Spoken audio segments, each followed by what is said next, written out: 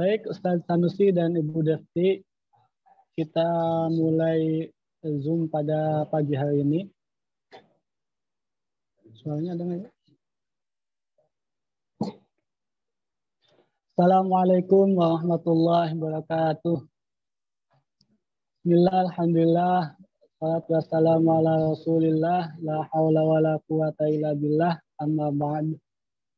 Alhamdulillah pada pagi hari ini kita semua berada di ruang Zoom dalam keadaan sehat dan semuanya atas berkat nikmat dari Allah Subhanahu wa taala. Salawat serta salam tak lupa tercurahkan kepada junjungan Nabi Muhammad Sallallahu Alaihi Wasallam yang mana atas nikmatnya, atas bimbingannya dan juga atas syiarnya, dakwahnya, kita semua dapat merasakan nikmatnya Islam seperti pada saat hari ini. Sahabat-sahabat Al-Azhar yang kami banggakan, insya Allah pada pagi hari ini tanpa mengurangi rasa hormat, kami tak mampu menyebutkan satu persatu. Insya Allah kita juga selain di ruang Zoom ini ada di live di YouTube dan juga di media sosial Al-Azhar. Adapun pada pagi hari ini kita akan sama-sama berdiskusi dan belajar bersama ya tentang bagaimana membangun ketahanan pangan di Kalimantan Selatan. Sedikit informasi bahwa Kalimantan Selatan merupakan daerah yang cukup potensial, sumber daya alam dan sumber daya alam juga sangat-sangat memadai. Kalau kita bisa digambarkan di dalam tanah itu ada emas, di dalam ladang itu ada kebun-kebun sawit dan sebagainya. Akan tetapi sampai saat ini masih banyak kendala atau masih banyak tantangan untuk kita semua dalam membangun ketahanan pangan di Kalimantan. Nah, adapun Al-Azhar melalui program Indonesia Gemilang telah mampu mendampingi dan memberdayakan masyarakat dalam memanfaatkan potensi lokal yang ada di Kalimantan Selatan. Namun sebelum itu, sebelum penyampaian materi nanti akan disampaikan oleh Ustadz Sanusi dan juga kepada Ibu Defti, kami informasikan kepada sahabat-sahabat Al-Azhar boleh di-scan di samping kiri layar pemirsa atau sahabat, ini ada donasi untuk mendukung program Al-Azhar dalam membangun ketahanan pangan di Kalimantan Selatan. Dan kami informasikan juga bagi sahabat Al-Azhar yang membutuhkan sertifikat atau e-sertifikat, nanti di akhir acara kita akan bagikan link untuk mengisi Google Form identitas untuk sertifikat. Baik, tanpa mengulur waktu, kita langsung ke menyapa Ustadz Sanusi. Assalamualaikum Ustadz Iyas.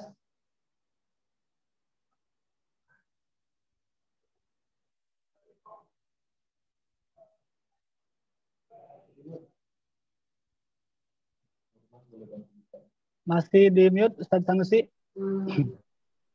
Sudah. Sudah, alhamdulillah. Suaranya ini Ustadz Sanusi, perkenalkan dulu ya. Ini beliau adalah salah satu dai sahabat masyarakat atau juga sebagai koordinator dai sahabat masyarakat di Kalimantan Selatan. Bagi sahabat-sahabat Al-Azhar bahwa di Kalimantan Selatan Al-Azhar telah memiliki 7 desa binaan, yaitu di 2 kecamatan yang ada di Kecamatan Kusan Hulu dan Kecamatan Teluk Kepayang di Kabupaten Tanah Bumbu, Kalimantan Selatan. Nah, beliau ini Ustadz Sanusi adalah seorang penggerak, seorang motor yang mana telah mampu mengubah mindset masyarakat desa Kalimantan atau masyarakat desa di Kalimantan Selatan dalam mengembangkan potensi desanya. Untuk itu kepada Ustadz Sanusi boleh kita mendengarkan penyampaiannya. Silakan Ustadz Sanusi. Terima kasih Ustadz Ridwan atas waktunya. Bismillahirrahmanirrahim. Assalamualaikum warahmatullahi wabarakatuh. Innal hamdalillah nahmaduhu wa nasta'inuhu wa nastaghfiruh wa na'udzu billahi min sururi anfusina wa min sayyiati a'malina. May yahdillahu fala mudhillalah wa may yudlilhu fala hadiyalah. Allahumma shalli wa sallim ala sayyidina Muhammad wa ala alihi wa ashabihi wa man tabi'ahum bi ihsanin ila yaumil qiyamah. Amma ba'du. Wa qala Allah ta'ala fil Qur'anil Karim wa huwa asdaqul qailin. A'udzu billahi minasy syaithanir rajim. Bismillahirrahmanirrahim. Kuntum khairul ummah ta'muruna bil ma'ruf wa yanhauna 'anil munkar al-ayah. Wa qala an-nabiyyu sallallahu alaihi wasallam khairukum man tala umruhu wa hasuna amalu. Yang saya muliakan dan yang saya banggakan, Bapak Haji Daram selaku Direktur Las Al-Azhar. Yang saya muliakan dan saya banggakan para guru-guru pemberdayaan yang mohon maaf saya tidak bisa menyebutkan satu persatu, seluruh amil yang saya banggakan dan saya muliakan, wabil khusus para dai sahabat masyarakat di mana saja berada, teman-teman seperjuangan yang insya Allah mudah-mudahan kita semuanya senantiasa diberikan rahmat dan karunia oleh Allah Subhanahu wa Ta'ala. Amin ya Rabbal Alamin. Pertama-tama, marilah kita bersama-sama untuk mengungkapkan rasa syukur kita kepada Allah Subhanahu wa Ta'ala karena atas seluruh limpahan nikmat dan karunia-Nya. Alhamdulillah, pada kesempatan pagi hari ini yang sangat berbahagia ini, kita bersama-sama dapat bersilaturahmi, bertemu muka, walaupun hanya di dunia maya atau melalui webinar Zoom meeting dalam rangka Milad Las Al-Azhar yang ke-18. Dan semoga Allah Subhanahu wa Ta'ala tetap mencurahkan seluruh nikmat dan karunia-Nya kepada kita fid dunya wal akhirah. Amin ya Rabbal Alamin. Salawat dan salam semoga tercurah kepada junjungan alam, yakni Nabi Muhammad Sallallahu Alaihi Wasallam, tak lupa pula kepada seluruh keluarganya, kepada para sahabatnya, dan mudah-mudahan termasuk kepada kita semua selaku umatnya, yang mudah-mudahan di yaumil qiyamah nanti kita semua akan mendapatkan syafaatnya. Amin, amin ya Allah ya Rabbal Alamin. Saudara-saudaraku, keluarga besar Las Al-Azhar, di mana saja berada. Sebelumnya, perkenalkan, nama saya Iyas Ahmad Sanusi, kelahiran Kota Pangandaran pada 49 tahun yang lalu. Tepatnya di tanggal 07 di bulan Juni 1973. Jadi secara usia saya ini boleh dikatakan sudah mendekati maghrib, lewat asar dikit. Tapi mudah-mudahan sisa usia saya yang sudah tua ini, mudah-mudahan tetap komitmen, tetap berusaha memberikan manfaat kepada siapapun, terutama kepada seluruh manusia yang bisa kita berikan manfaat. Amin ya robbal alamin. Saya sebagai Dasamas Las Al-Azhar yang ditempatkan di Desa Mangkal Api pada tahun 2015. Dan saya menjadi seorang Dasamas itu bukan suatu cita-cita atau keinginan. Yang pada intinya Allah mungkin yang telah memberikan petunjuk bagi saya bahwa di akhir hidup saya ini memang harus berada di dunia dakwah. Dan dakwah adalah merupakan suatu tugas bagi seluruh umat manusia yang mengatakan manusia itu merasa iman kepada Allah Subhanahu wa ta'ala. Likulli muslimun dakwatun, bahwa setiap orang mukmin maka wajib dalam pundaknya harus berdakwah. Baik dakwah secara lisan maupun secara tingkah laku. Kalau kata Nabi, balighu ummati walau biayah. Sampaikanlah kepada umatku suatu kebaikan itu walaupun satu ayat.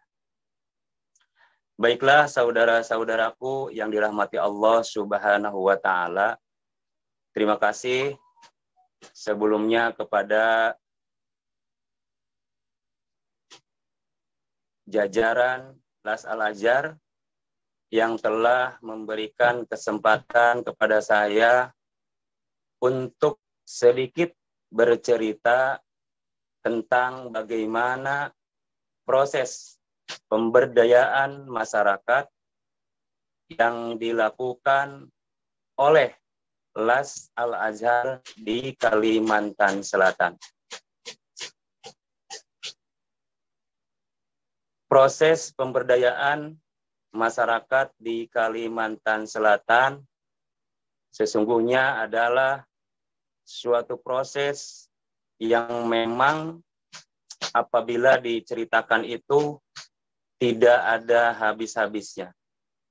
Karena memang kondisi struktur budaya, bahasa, ataupun adat istiadat di Kalimantan Selatan mungkin sangat berbeda dengan kebanyakan daerah-daerah lainnya di Indonesia. Jadi mohon izin kepada saudara-saudaraku semuanya, saya hanya ingin belajar menyampaikan apa yang ada dalam pikiran saya, apa yang saya lakukan, dan seperti apa hasilnya. Karena jujur, mungkin secara keilmuan saya masih jauh dan harus banyak belajar dari guru-guru pemberdayaan yang ada di Al-Azhar.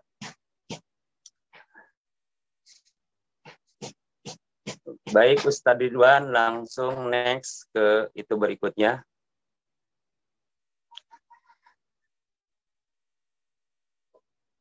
Saudara-saudaraku yang dirahmati Allah Subhanahu wa ta'ala, saya ingin menyampaikan di poin pertama bahwa dari latar belakang atau prolog euforia ironis awal desa binaan di Kalimantan Selatan. Bahwa desa-desa binaan di Kalimantan Selatan, khususnya di Kecamatan Pusan Hulu, dan Kecamatan Teluk Kepayang adalah desa-desa asli yang kaya raya dengan penduduk umumnya suku Banjar. Mereka hidup di atas harta yang sangat melimpah ruah. Di dalamnya tanah yang terhampar sangat luas.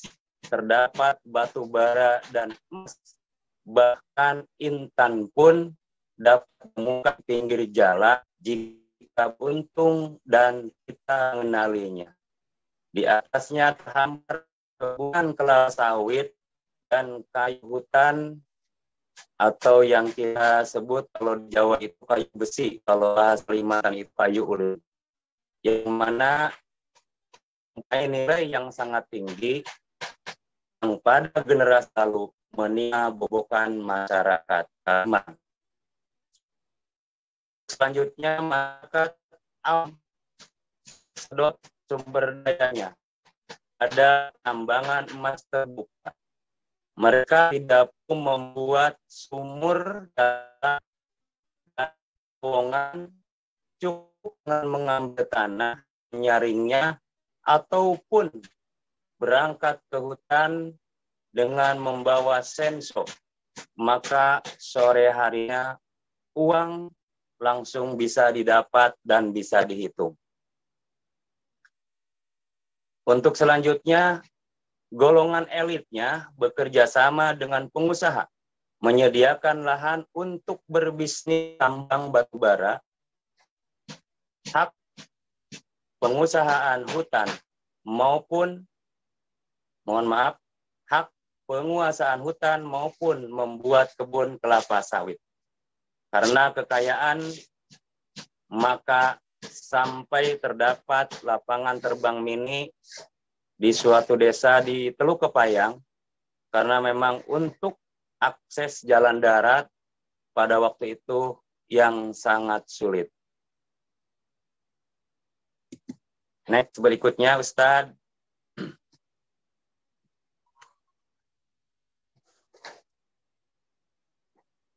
Hasil akhirnya, berikutnya Ustadz, silakan di next. Yang poin 3. Hasil akhirnya adalah kayu hutan dinikmati pengusaha HPH yang ditinggalkan setelah tidak ada potensinya dengan meninggalkan kebiasaan budaya yang kurang sesuai dengan norma budaya ketimuran dan agama. Bahwa perlu saya sampaikan pada waktu itu mungkin sekitar 15 atau 10 tahun yang lalu, tepatnya di desa Teluk Kepayang, itu ada sebuah perusahaan Palgoson namanya, dan menurut informasi adalah perusahaan milik BUMN. Nah, pada waktu itu perusahaan tersebut mengeruk hasil hutan yang notabene memang di Kalimantan ini sangat banyak hutan-hutan yang sangat menghasilkan. Bahkan sampai sekarang ada satu jalan di desa Teluk Kepayang itu sampai dinamakan Jalan Palgoson. Kemudian selain kayu, di Kalimantan Selatan ini ada batu bara yang dikuasai pengusaha dan hasilnya dibawa keluar, sementara hamparan lahan yang luas dikuasai oleh pengusaha perkebunan sawit. Sementara masyarakat kebanyakan berenam dengan kebiasaan mencari sisa-sisa hutan, menambang emas, syukur mendapat intan, bekerja menjadi buruh dan perkebunan sawit, dan tetap tinggal di tepian Sungai Kusan, sisa budaya air yang masih dipelihara dengan rumah-rumah kayunya yang bahkan masih menghadap sungai ataupun sudah menghadap jalan tanah berbatu dengan lubang dan kubangan air di sana-sini. Luapan air di musim hujan dan debu yang mengasap jika dilewati musim kemarau membuat mata pedihnya hingga perjalanan 60 km dapat ditempuh dengan waktu minimal 5 jam atau lebih. Bisa kita bayangkan bahwa keadaan pada waktu itu di Kalimantan Selatan, yang mana memang rumah-rumahnya memang di pinggir sungai, dan kalau bahasa Kalimantan itu berbanjar-banjar, makanya di selatan itu dikatakan suku Banjar, karena kronologisnya bahwa rumah-rumahnya itu di pinggir sungai dan terbuat dari kayu, karena akses yang bisa dilalui pada umumnya pada waktu itu di Kalimantan itu memakai transport sungai karena tidak ada jalan lintas darat. Selanjutnya, perubahan lingkungan sangat masif. Pencemaran air terlihat nyata, bahkan air sungai Kusan, airnya berwarna coklat keruh. Belum lagi kalau diteliti kandungan logam beratnya yang memang sangat luar biasa. Hal lain adalah budaya asli yang agraris, nyaris tinggal sisa. Masyarakat menanam padi varietas lokal berumur dalam setahun sekali pada rancah dan padi gunung, dengan teknologi turun-temurun tradisional, dan memperlakukan padi sebagai barang pusaka hanya memenuhi kebutuhan sendiri dan tidak dijual belikan. Jadi ini yang unik, saudara-saudaraku, bahwa pertama saya kali ke Kalimantan pada waktu itu, memang hampir nyaris tidak ada petani-petani. Artinya dari 100% warga desa, itu hanya bisa dikatakan 5 atau 6 petani, dan itu pun menanamnya berpindah-pindah lahan dan hanya cukup untuk makan sendiri. Karena katanya kalau dijual itu sayang. Dan dia memang seolah-olah dengan padi itu bahwa untuk perlakuannya itu sangat khusus. Tidak ada alat teknologi, bahkan sampai diirik lah, kalau orang Jawa itu diirik ya, dan itu pun diirik hanya mau di pabrik atau di heller baru diirik. Kemudian hal lain, pendidikan formal yang terpusat sentralistik dengan kurikulum dan materi pembelajaran introduktif. Kekotaan Jawa sentris menciptakan orang pandai yang kurang mengenali jati diri masyarakat potensi daerah. Artinya pada waktu itu peradaban di Kalimantan Selatan memang hampir di setiap lembaga pendidikan itu, dari mulai kepala sekolah sampai guru-gurunya, itu memang kebanyakan orang Jawa yang memang sengaja dikirim oleh pemerintah ke daerah Kalimantan untuk memberikan suatu pembelajaran bagi masyarakat lokal di sini. Jadi tidak heran apabila memang budaya kejawa-jawaan itu memang diajarkan juga di Kalimantan, bahkan bisa kemungkinan budaya-budaya Kalimantan itu agak sedikit memang terlupakan ya, bukan dilupakan tetapi terlupakan. Next, berikutnya Ustadz.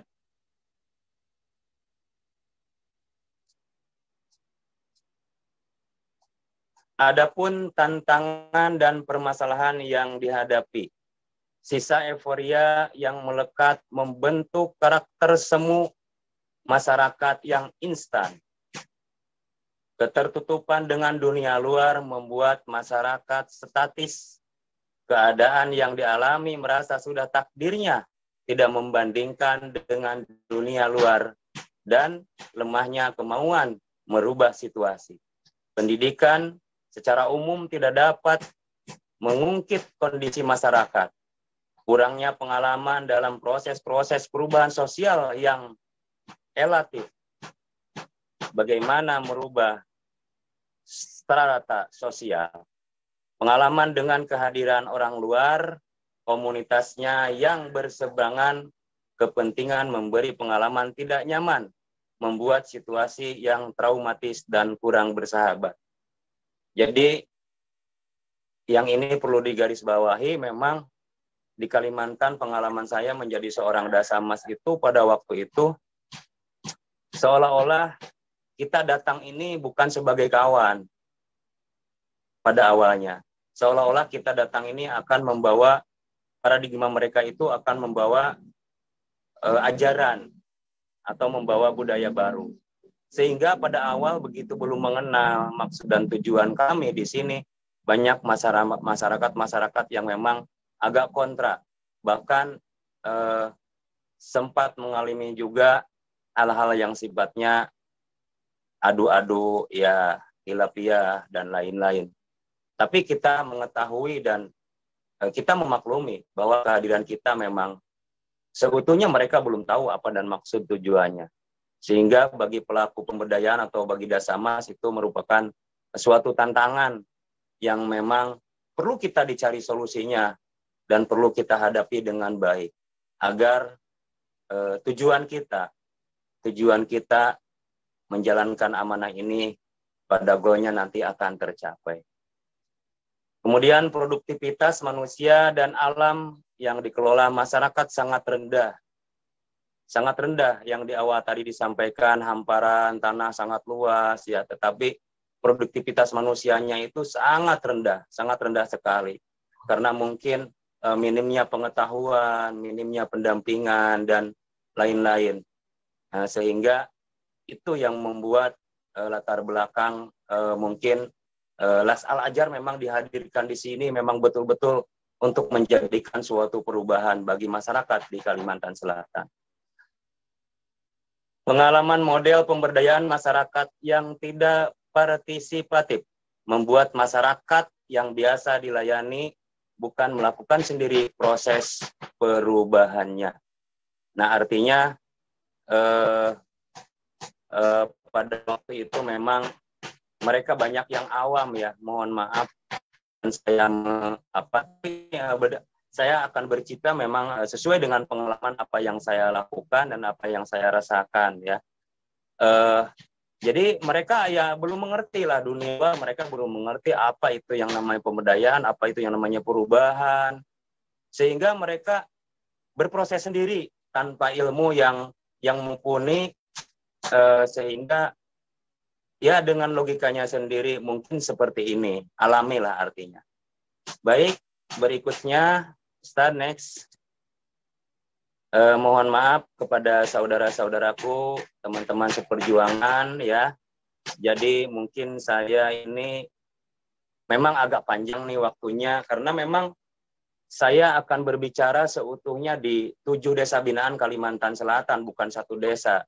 Dan kemudian memang ceritanya agak ya mungkin agak panjang supaya kawan-kawan tahu gitu kan perjalanan kami di sini bersama teman-teman ustadz-ustadz lain di sini. Atas dasar latar belakang tadi menggambarkan bahwa kehadiran Las Al-Azhar di Kalimantan Selatan itu menurut saya yang awal ini jadi sangat tepat pada momentumnya. Al-Azhar dengan program pemberdayaan masyarakat dengan Progres Indonesia Gemilang dihadirkan di Kalimantan Selatan itu sangat tepat untuk membuat suatu perubahan. Artinya kalau seandainya membangun rumah itu memang dari pondasi, betul-betul dari pondasi. Dari mengumpulkan materialnya mungkin lah, sampai terbangun rumah, sampai bisa didiami, sampai nyaman ekonominya, nyaman juga ibadahnya. Itu sebagai gambaran. Jadi kehadiran Al-Azhar yang merupakan atau mempunyai Progres Indonesia Gemilang itu sangat tepat pada momentum yang menurut saya. Karena Las Al-Azhar hadir atau dihadirkan karena diundang oleh salah satu perusahaan PT Agro Indo Bukit. Pada waktu itu sebuah perusahaan kelapa sawit di Kalimantan Selatan yang mana pemiliknya itu kalau nggak salah orang India ya.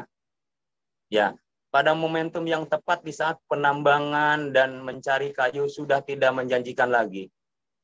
Penguasaan lahan masyarakat makin terbatas karena memang lahan-lahan kebun itu ya HGU-nya makin dibuka, jadi masyarakat ini makin terpinggirkan. Kemudian kesadaran pendidikan yang meningkat, juga harapan kesejahteraan. Mohon maaf. Harapan kesejahteraan yang mengantang asap dan keinginan pemerintah membangun daerah dan masyarakatnya. Jadi Al-Azhar lahir tepat pada waktunya di saat mungkin mereka betul-betul membutuhkan suatu perubahan yang nyata. Next, selanjutnya Ustadz, bahwa kemudian Al-Azhar hadir di Kalimantan Selatan dengan progres Indonesia Gemilang, itu program yang sangat dan sesuai yang dibutuhkan oleh masyarakat di Kalimantan Selatan. Apa yang saya gambarkan, apa yang saya ceritakan tadi di atas, itu adalah merupakan kondisi yang dapat menjadi gambaran situasi masyarakat secara umum di sana. Karena pada waktu itu, yang pada galibnya membutuhkan input keberdayaan yang secara hakikat, ilmiah, nurani, sesuai dengan harapan masyarakat, dengan pendekatan yang tepat. Berikutnya Ustadz, next.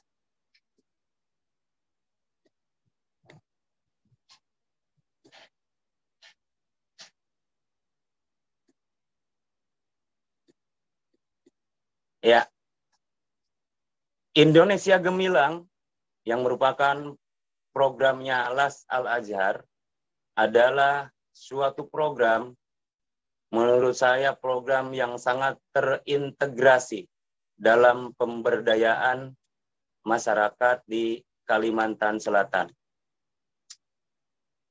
Berikutnya, dan program ini adalah program yang sangat komprehensif, Interlink Rural Development Program, atau program pemberdayaan masyarakat pedesaan yang sangat terpadu.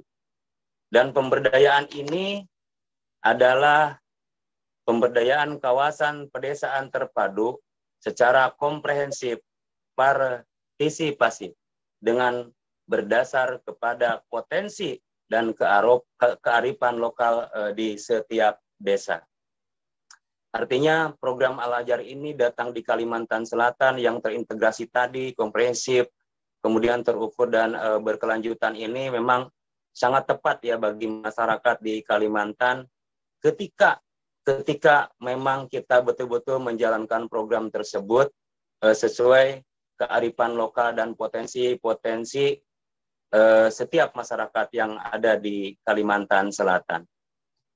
Next, berikutnya Ustadz. Ya, nanti ada cerita lagi. Ini masih pembukaan ya.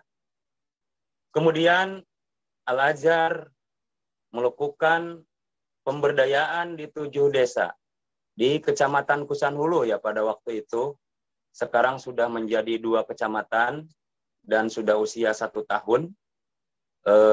Pemekaran menjadi Kecamatan Teluk Kepayang. Jadi ada 2 kecamatan, di 2 kecamatan, di 7 desa, di 2 kecamatan, Kecamatan Kusanhulu dan Kecamatan Teluk Kepayang. Melalui pendampingan masyarakat dalam pengelolaan tata ruang desa dan kawasan pedesaan terpadu secara partisipasif dengan mendayagunakan potensi desa melalui kerjasama antar desa untuk meningkatkan kesejahteraan masyarakat serta menjamin kelestarian lingkungan secara berkesinambungan. Nah, artinya program pemberdayaan masyarakat ini mempunyai tujuan bukan hanya nanti membina 1 desa, tetapi nanti juga pada ending akhirnya program ini mempunyai program yang luar biasa menurut saya, yaitu namanya program Interlink Rural Development Program, di mana dari 7 desa ini nanti akan saling mengaitkan sesuai dengan potensi desa yang ada di desa-desa tersebut. Baik, next berikutnya. Ustaz. Nah, ini dia. Jadi kami melakukan pemberdayaan masyarakat bersama teman-teman dai sahabat masyarakat yang ada di Kalimantan Selatan. Itu mempunyai tujuan goal daripada program pemberdayaan masyarakat tadi, terciptanya Progress Interlink Rural Development Program. Yang mana di sini yang pertama ada Desa Hatiib. Desa Hatiib ini kita progreskan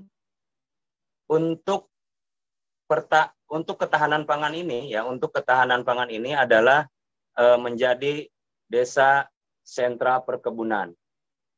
Kemudian yang kedua adalah Desa Mangkalapi juga kita wujudkan menjadi desa perkebunan.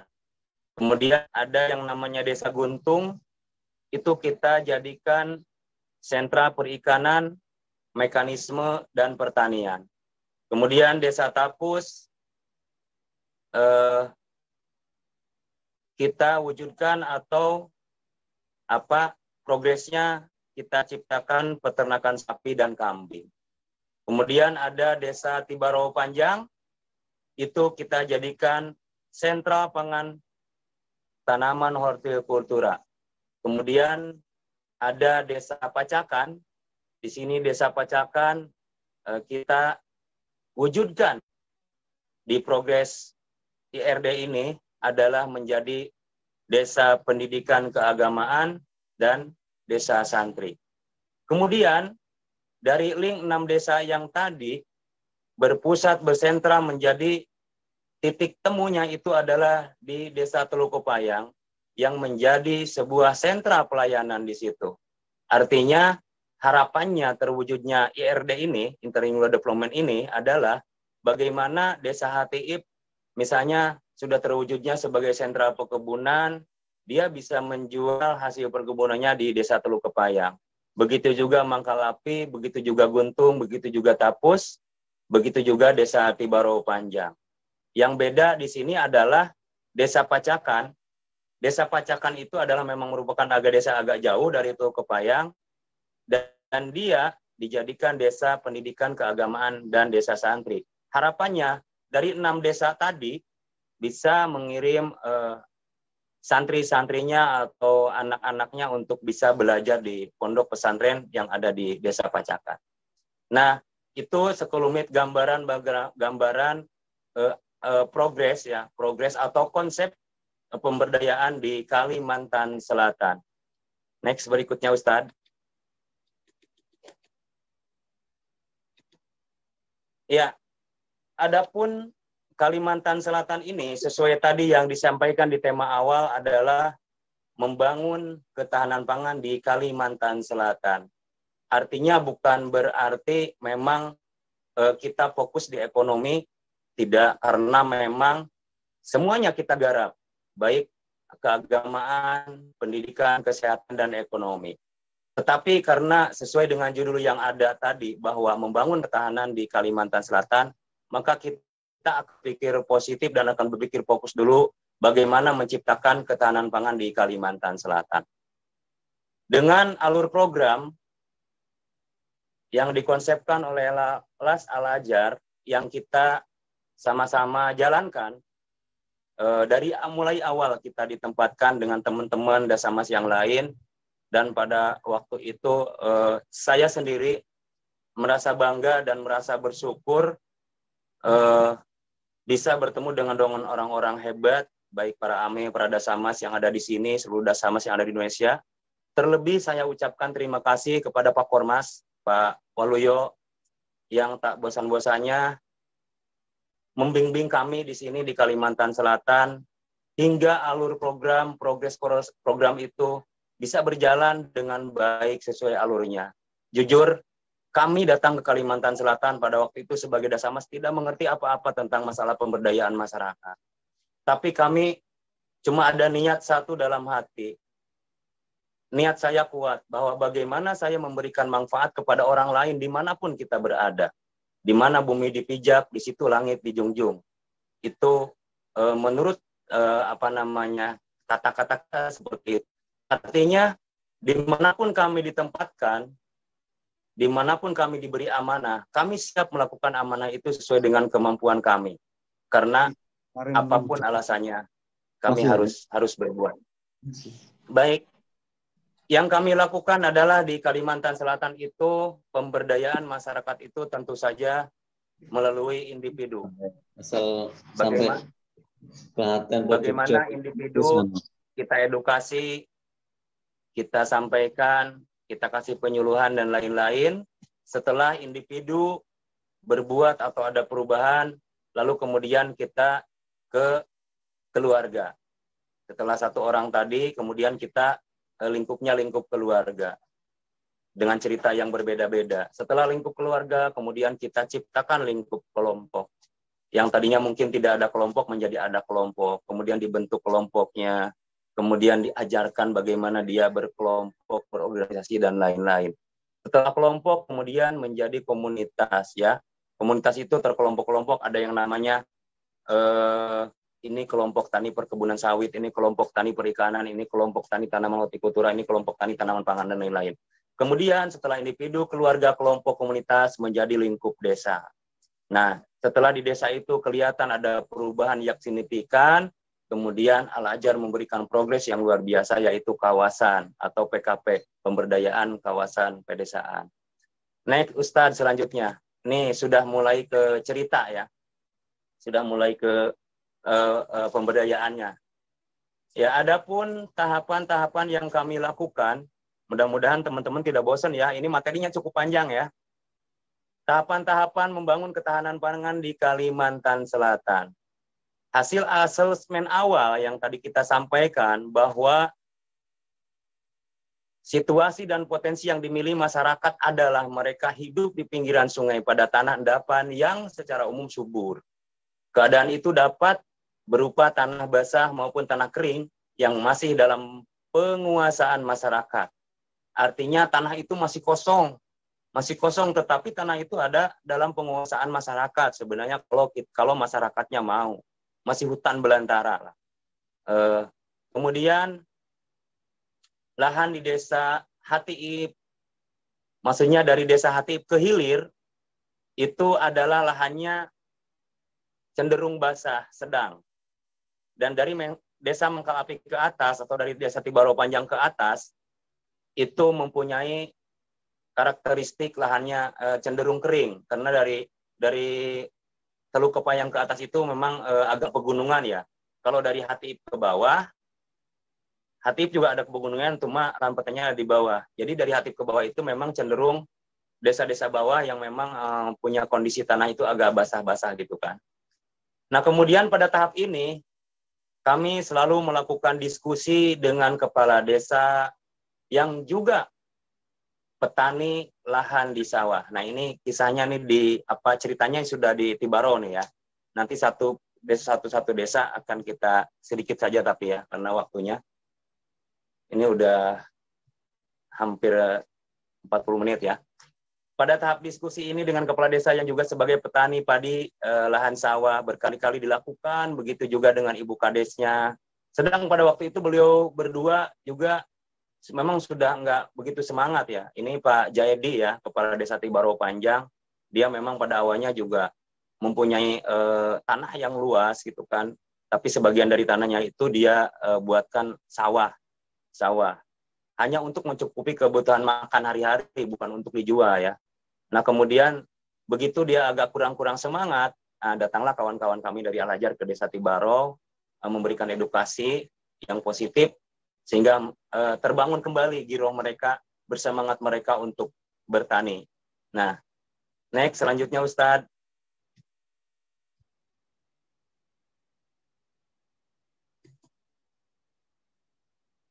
Bentar. Ya. Pengalaman kami tinggal di Desa Tibaro Panjang pada awal program tak dapat dilupakan. Keramah tamahan kepala desa dan keluarga beserta masyarakatnya memberi kesan mendalam, kekeluargaan yang diberikan, kemudian membuat kenyamanan dan ketenangan hati. Di samping seorang kepala desa, beliau pun memang seorang yang agamis, karena beliau itu, Pak Jayadi ini adalah seorang pendidikan agama Islam di sebuah sekolah SMPN 2 Kusan Hulu yang berada di Teluk Kepayang. Di samping kegiatan lain, beliau sebagai petani. Pernah suatu waktu sawah beliau sedang panen padi, masih dengan menggunakan sabit dan perontok manual ya, manual. Pada waktu itu kami pun membantu semampunya dan terjun ke sawah langsung, memulai dari memanen, mengumpulkan dan merontok padi. Beliau tidak percaya, karena kata beliau itu orang Jakarta ini nggak mungkin bisa bertani. Karena taunya orang Jakarta itu mungkin hidup enak, tenang, dan sebagainya gitu kan. Apalagi kami seorang Dasamas ini memang pertama datang ke Kalimantan itu bahasanya itu kan ustadz ya. Dibilangnya ustadz, bepeci, besorban. Karena apa? Karena memang yang kita lakukan itu yang pertama adalah bagaimana kita aktif di masjid. Sehingga masyarakat di sana itu ustadz. Jadi kalau kami turun ke sawah itu mungkin mereka nggak percaya. Nah, tapi kinerja kami dapat memberikan suatu pemikiran bagi beliau dan setidaknya dapat memberikan keyakinan kepada beliau bahwa kami layak menjadi sebuah mendampingi desa di Tibaro Panjang dengan target pertama sebagai lumbung padi, begitu juga pintu masuk untuk mendiskusikan program yang akan dilaksanakan lebih jauh menjadi terbuka lebar. Karena beliau juga tokoh agama yang sangat berpengaruh di desa hingga kemana-mana diundang untuk memimpin tahlil. Atau kalau bahasa kami di Kalimantan ini saruan ya, tahlilan kalau di Jawa itu. Beliau yang biasa memimpinnya. Sehingga untuk memimpin tahlil atau selamatan, bahasa lokalnya saruan ya kalau bahasa kita. Sehingga untuk kami, disitulah ada kesempatan untuk berinteraksi dengan masyarakat secara lebih mendalam, sambil sedikit demi sedikit kami menyampaikan gagasan program sebagai sosialisasi awal kepada masyarakat luas. Artinya kami datang di Kalimantan pada waktu itu memang belum begitu banyak yang melakukan apa, tapi bagaimana kami dari hasil asesmen awal itu banyak berdiskusi, banyak cerita-cerita pertanian, mengadu gagasan dengan mereka ya. Ini yang memang sangat berbeda gitu kan. Karena itu tadi beda adat, beda budaya dan juga beda bahasa, sehingga kami sangat berhati-hati. Next Ustadz berikutnya. Nah, dari gambaran tadi Pak Jaedi itu adalah seorang kepala desa.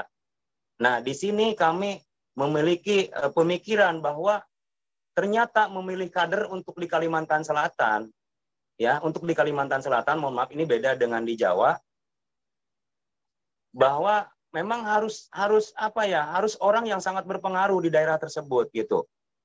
Maka dalam hal ini Pak Jaedi itu, Pak Junaidi, mohon maaf itu, ya kita pilih sebagai kader desa yang kemudian mereka juga adalah sebagai kepala desa. Nah di sini adalah sangat tepat dan penting untuk kunci awal keberhasilan pemberdayaan masyarakat desa. Untuk selanjutnya, memilih kader desa yang tepat dan membuka pintu-pintu tahapan pemberdayaan berikutnya. Untuk selanjutnya, kader desa gemilang adalah siapapun pemangku kepentingan lokal yang mau berjuang demi kemajuan desa menuju gemilang. Ya.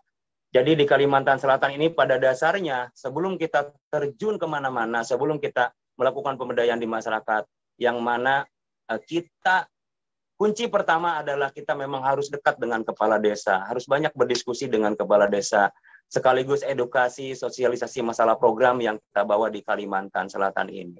Karena apa? Karena kalau sudah kepala desanya paham, mengerti, insya Allah program itu akan mudah berjalan. Next berikutnya Ustadz.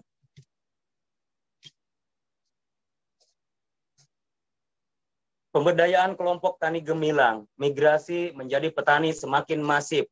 Perpindahan ya ceritanya ya.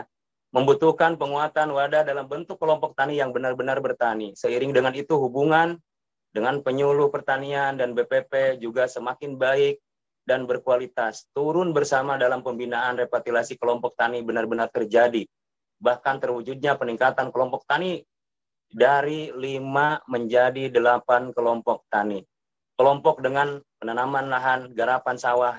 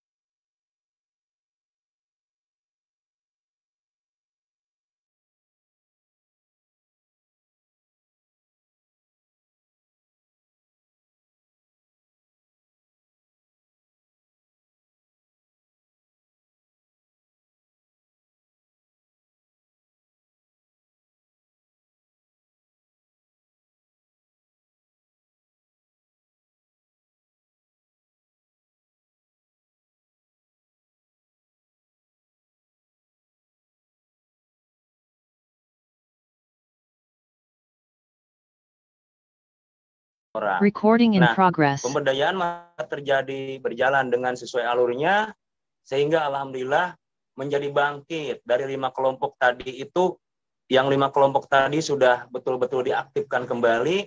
Bahkan ini mohon maaf, saya memang waktu melakukan penulisan ini masih 8. Kemarin saya terakhir diskusi dengan Ketua RPP di Desa Tibaro Panjang, sekarang alhamdulillah sudah menjadi 10 kelompok tani. Dengan luasan lahan alhamdulillah menjadi sekitar 350 hektar. Nah, kemudian kelompok tani dan gapoktan yang makin baik secara kelembagaan. Alhamdulillah kelompok-kelompoknya makin baik. Bagaimana tentang berkelompok, bagaimana fungsi ketua, bagaimana fungsi sekretaris, bagaimana fungsi bendahara, itu berjalan seiring waktu dengan baik. Nah, kemudian dengan adanya kelompok-kelompok tadi,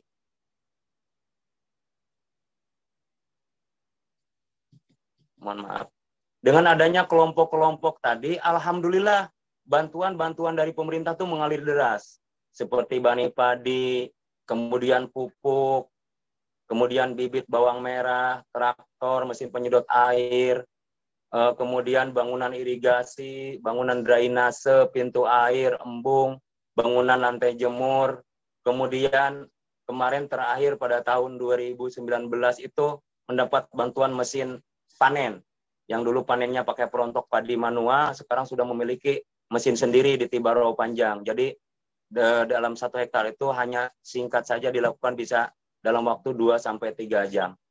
Nah, alhamdulillah interest tanaman dapat ditingkatkan. Yang tadinya padi pendek itu di Tibaro Panjang itu kan 1 tahun 1 kali ya. Sekarang ditingkatkan menjadi 1 tahun 2 kali. Alhasil, alhamdulillah kelompok tani banyak bertambah, petani banyak bertambah, sehingga terciptanya ketahanan pangan di Desa Tibaro Panjang. Ya, next untuk selanjutnya. Udah panjang bener nih. Kemudian bagaimana kita membentuk keluarga yang berdaya. Hasil diskusi dengan Bapak dan Ibu Kepala Desa menginput hal-hal baru dan teknologi metode baru dalam budidaya padi sawah ditunjang dengan kedapatan sebagian keluarga menyebarkan cerita dan tindakan-tindakan kebaikan dalam budidaya padi dan merembet kepada keluarga lain. Masyarakat Tibaro Panjang mempunyai karakteristik homogen dan satu keluarga besar.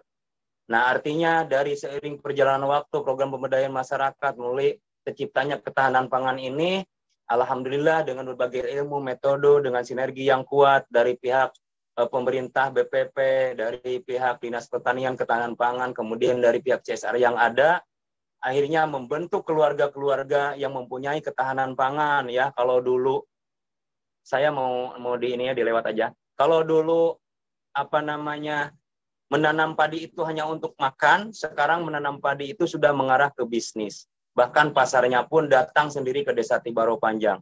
Bahkan ada di Desa Tibaro Panjang produknya itu sekarang selain daripada RPP Binaan Al-Ajar dengan kemasan yang sudah didesain, juga dari Dinas Ketahanan Pangan juga sekarang memunculkan beras, namanya beras kusan, dengan desain khusus dari Dinas Ketahanan Pangan dan Dinas Pertanian. Itu diambil dari desa-desa yang ada di Kecamatan Kusanulu, dan salah satunya adalah Desa Tibaro Panjang. Dan itu peresmiannya kemarin oleh Bapak Bupati Tanah Bumbu di Desa Tibaro Panjang. Nah, kemudian dari hasil itulah praktek-praktek peningkatan teknologi budaya padi dan hortikultura dapat dilakukan dengan partisipasi dan dukungan masyarakat. Saung Ilmu dan Dasamas menjadi motor perubahan masyarakat. Gagasan baik ditelurkan Saung Ilmu dan praktekan di lapangan, dan pengawalan insentif Dasamas, kemudian produksi pertanian masyarakat yang didampingi intensif, meningkat. Masyarakat yang berprofesi sebagai pendulang emas dan pencari kayu mulai berimigrasi menjadi petani. Keluarga-keluarga berdaya terbentuk menjadi keluarga-keluarga yang mempunyai ketahanan pangan di Desa Tibaro Panjang. Iya, untuk selanjutnya next. Proses tahapan metode alur manajemen, cara pendampingan, membangun sistem produksi, jejaring kerja, hubungan dengan aparatur pemerintah, CSR perusahaan, dan kebaikan-kebaikan lain menjadi model untuk diterapkan di desa-desa lain di Kalsel dengan diadaptasikan potensi dan sumber daya lokal yang ada. Langkah-langkah keberhasilan peningkatan produksi pangan di Desa Tibaro Panjang selanjutnya di-cloning ke Desa Mangkal Api dan HTI.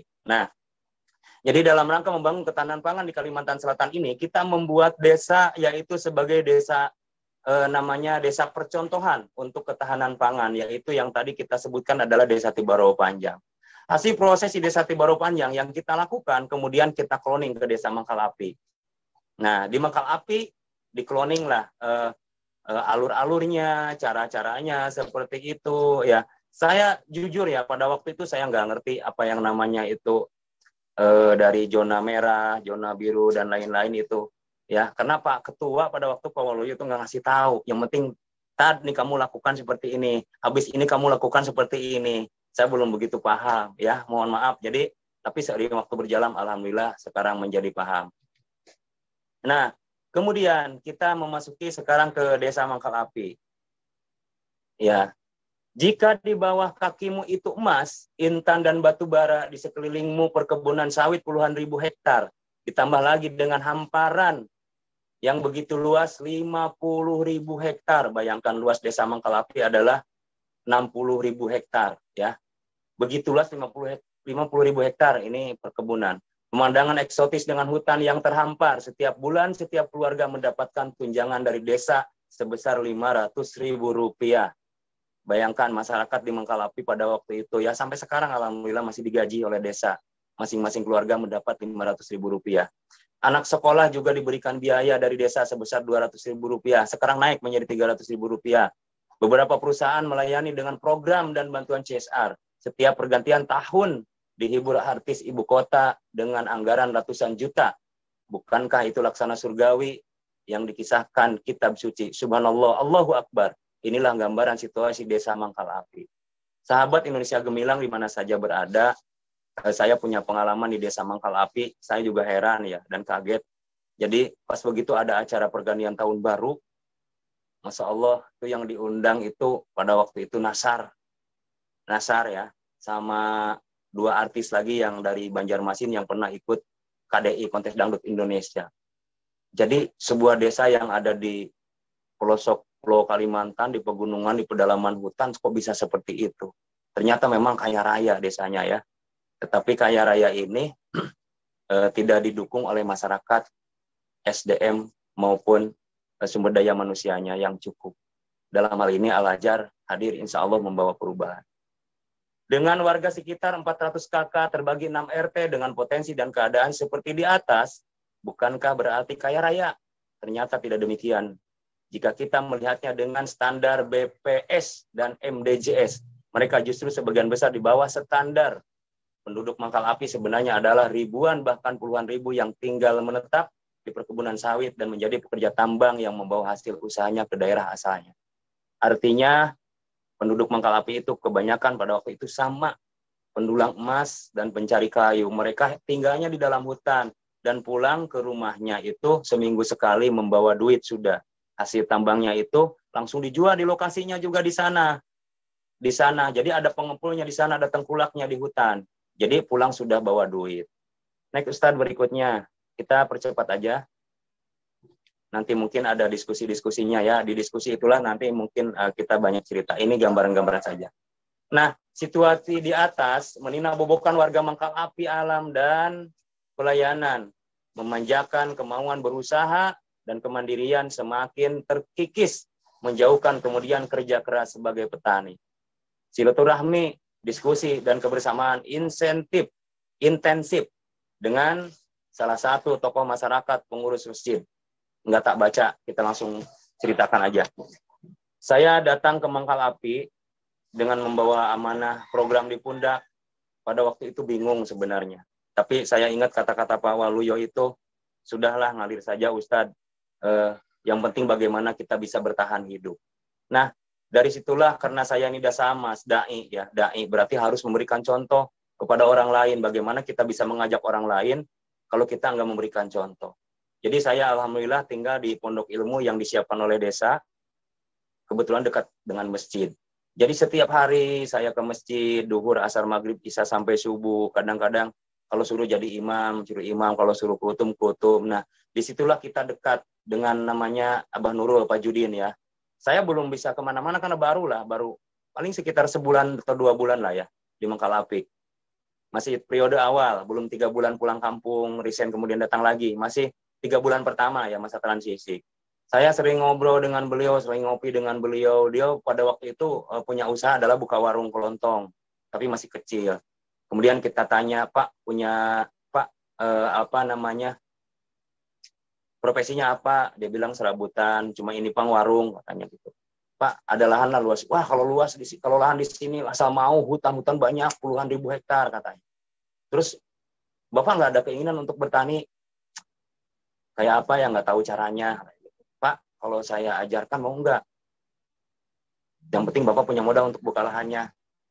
Itu awal-awalnya, tapi lama-lama dia mau. Akhirnya singkat cerita kita buka sama-sama ya. Kita buka. Tujuan saya adalah bagaimana di si lingkup pengaruh ini ya, nanti ujungnya memberikan dampak. Jadi sebagai percontohan kebun di sana. Alhamdulillah beliau mau ya. Beliau mau dan nggak tanggung-tanggung, saudara-saudaraku itu bawa parang ya, pakai senso. Jadi ada lahan di pinggiran sungai yang masih apa namanya, perawan lah ya. Kita buka sama-sama itu 2 hektar. Nah, ini ada gambaran di bawahnya seperti ini tuh, ada kayu-kayu melintang ya seperti itu. Jadi ya dibuka. Terus kemudian setelah terbuka, kita tanami padi gunung, sayur-sayuran dan lain-lain. Sehingga pada waktu itu mau banyak nanamnya. Kata dia, ngapain banyak-banyak Pak Ustadz? Di sini nggak ada yang beli. Udah, gampang kalau masalah nggak ada yang beli. Yang penting banyak untuk sendiri dan juga untuk ditabung gitu aja sudah dulu. Kalau masalah nggak mau dijual nggak apa-apa. Tanam jagung manis macam-macam. Ambil kita semua kerahkan dai sahabat masyarakat ya. Yang ada Pak Maskur, kemudian ya semua dai sahabat masyarakat yang ada di Kalimantan Selatan pada waktu itu kita kerahkan ke Mangkalapi untuk sama-sama menanam di lahannya Pak Judin tadi. Ya, jadi kami ini di sini bahasanya kan begini, dai sahabat masyarakat itu tidak hanya berpeci dan berkalung sorban saja, tetapi di waktu lain bersenjatakan parang, cangkul, senso, traktor, semua dilakukan demi belajar sambil jalan. Bahkan sesekali kami di Pondok Perumahan namanya itu bawa infokus, bawa laptop, yang infokusnya itu pinjam dari SMK Teluk Kepayang pada waktu yang masih di Lokuan tuh Pak Ketua bawa, kita putar-putar film-film pertanian, cara menanam padi, cara menanam jagung dan sebagainya. Sehingga mereka mulailah tertarik. Ya. Next Ustaz. Nah, ini yang luar biasa, ini pengalaman saya yang luar biasa di Kalimantan Selatan. Saya punya cerita bahwa pengajian rasa penyuluhan. Jadi saya waktu itu di Kalimantan Selatan itu ya, terutama di Desa Mangkalapi, dan sama ini memang di Tibaro begitu juga, di Hati begitu juga, di Teluk Kepayang begitu juga, di Pacakan begitu juga, di Guntung, di Tapus begitu juga. Jadi kami tidak terjun langsung ke sawah mencari petani, karena ya petaninya nggak ada, siapa yang mau dicari kan begitu kan. Jadi kami, saya masuknya dari mana? Ternyata apa yang nggak ada di sini? Ternyata kita asesmen pengajian nggak ada. Yang kita di Jawa ini kan ada pengajian bulanan, mingguan, dan lain-lain, ini nggak ada. Baru kita ngomong dengan kepala desa, dengan RT yang ada, kita membuat suatu pengajian wilayah. Namanya wilayah RT. Jadi ada RT 1, RT 2, RT 3, dan RT 4. Belum merambah ke RT 5 dan Belanai, pada waktu itu masih di sekitar desa. Nah, ini yang membuat saya pengajian ini kok serasa penyuluhan gitu kan. Kenapa? Ini pengalaman saya. Jadi saya ngajarin ibu-ibu itu ikro, bagaimana cara baca Quran, bagaimana cara sholat, tata cara ibadah. Kemudian sesekali kami putar film pertanian di Infokus ya. Nah, di situ habis pengajian itu, yang kebanyakan ibu-ibu itu pada waktu seminggu 2 kali pada waktu itu. Tadinya kan seminggu sekali, tapi dipercepat, katanya seneng ada Pak Ustadz bisa ngaji. Dia dari dulu pengen ada guru, tapi nggak ada gitu kan. Pas begitu ada desa Mas Al-Ajar, nah disitulah dia senang. Kemudian pengajian ya. Nah, habis pengaji itu saudara-saudaraku, jadi kita cerita masalah pertanian. Padahal jujur saya sendiri masalah pertanian minim ilmu. Cuma sambil jalan aja, kita baca-baca, kita sering diskusi dengan Pak Ketua. Pak Ketua akhirnya memberi ilmu terus, Pak Ketua memberi ilmu. Kita sampaikan seolah-olah, mohon maaf, saya yang bodoh ini Di mata masyarakat itu seolah-olah saya pinter. Padahal saya sendiri masih belajar gitu lah. Jadi kayak segudang ilmu di sini padahal nggak ada. Cuman kita tahu dari Pak Waluyo nyontek, Pak gimana nih kayak ini? Oh ini nih, dasar gitu kan. Ya alhamdulillah dari kelompok pengajian ibu-ibu itu sampailah ke bapak-bapaknya. Sedikit-sedikit dia membuka lahan. Ibu-ibunya juga mulai produktif, mulai aktif sampai terbentuklah kelompok tani. Ada kelompok tani yang laki-laki ya, ada kelompok tani wanita. Alhamdulillah, pokoknya kayak mudah benar gitu. Satu persatu kita dampingi, kita edukasi cara nanam padi kayak apa. Akhirnya luas, terbuka ya sampai sekarang. Dan sekarang udah mungkin percaya nggak percaya kalau saya asesmen dari RT 1 sampai RT 6 AIB itu hasil terakhir kemarin itu 265 hektar. Yang dulu waktu saya datang ke sini mungkin di bawah 7 hektar lah. Karena ya itu tadi nanam padi di pinggir rumah, di pinggir sungai untuk makan sendiri. Nggak ada yang secara luas itu kan. Tapi alhamdulillah adanya Al-Azhar di Kalimantan Selatan membawa suatu perubahan. Next berikutnya.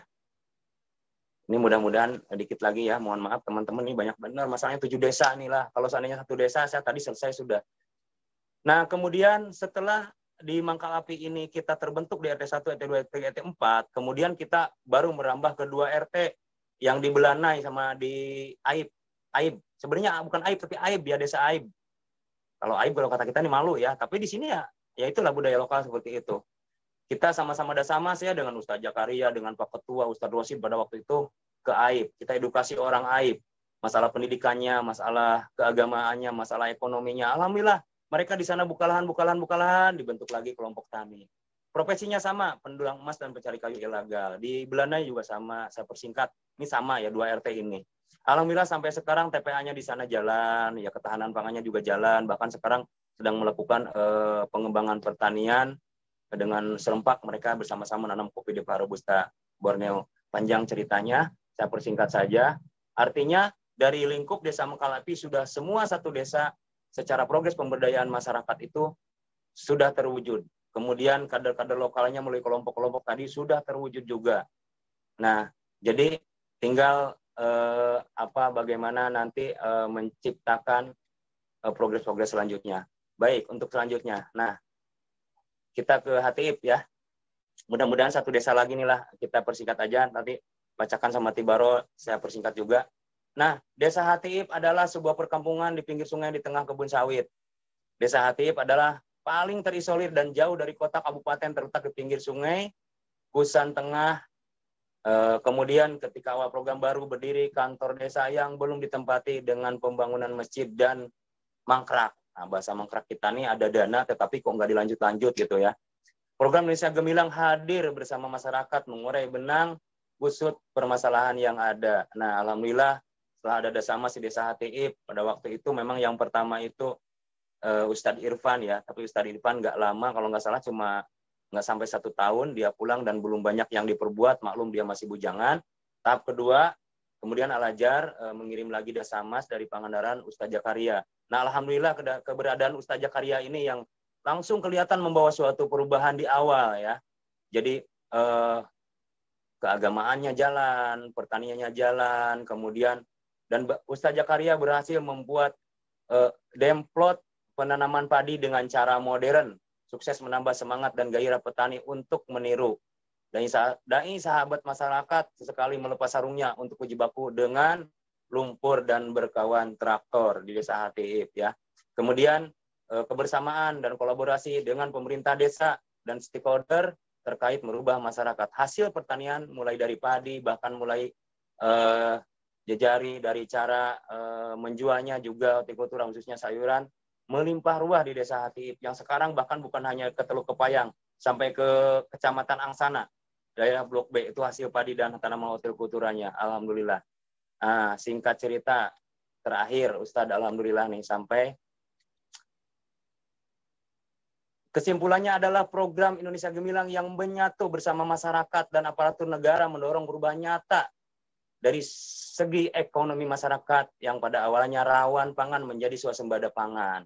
Indonesia Gemilang hadir bukan membawa harta untuk dibagikan, tetapi membangun kesadaran masyarakat untuk merubah dirinya sendiri menjadi produktif, inovatif, dan prestatif. Sehingga bersama program Indonesia Gemilang, berbagai prestasi membanggakan dapat diraih di Kalimantan Selatan.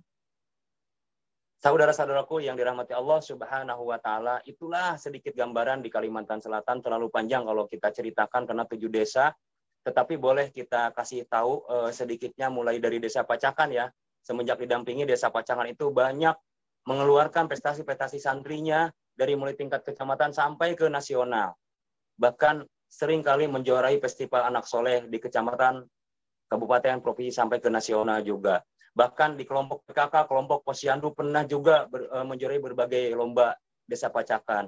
Kemudian Tibaro Panjang, begitu juga kemarin terakhir tahun 2022 Desa Tibaro Panjang menjadi juara 1 lomba PKK Kabupaten Tanah Bumbu. Nah kemudian